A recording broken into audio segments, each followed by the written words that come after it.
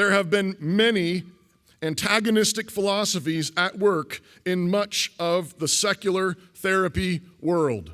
Many antagonistic, anti-Christian philosophies at work in much of the secular therapy world.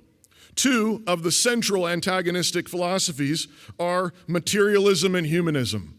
Materialism and humanism. Materialism says that we are simply chemicals and we are material mechanisms.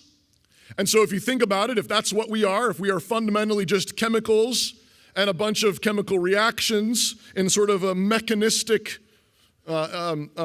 arrangement, then it stands to reason that if you mess with the chemicals, you add to the chemicals, or you manipulate the material circumstances of that machine, that complicated machine, if you mess with it, you can fix it.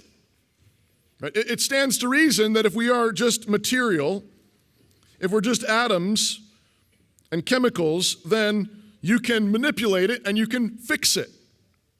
It's like a car. You tell your buddy what's going on with the car, something's wrong, and you never ask, well, how does your car feel about it? Even though sometimes you want to. He's very mad. But no, it doesn't matter what the car isn't feeling anything. It doesn't matter. All that's going on is you've got machinery, you've got metal, you've got electrons firing, you've got certain fluids flowing, and they're doing things. And so it's, how do you fix it? Well, you figure out where the kink is. You figure out what's broken down. You figure out what needs to be fixed. But people are not merely machines. People are not merely material machines. We are embodied souls made in God's image, and we live in the world that God made. This means that peace and joy are not possible apart from coming to grips with our relationship to our Maker.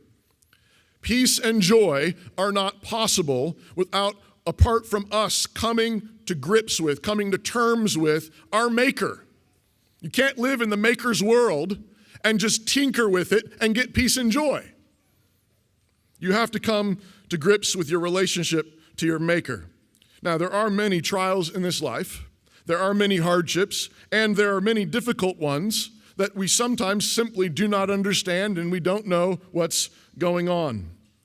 But Scripture says that God has given us His sure word to comfort our hearts. Does your heart ache? Where do you look? Where do you look for peace? Where do you look for healing? Where do you turn? Scripture says that God has spoken to us so that we might have peace.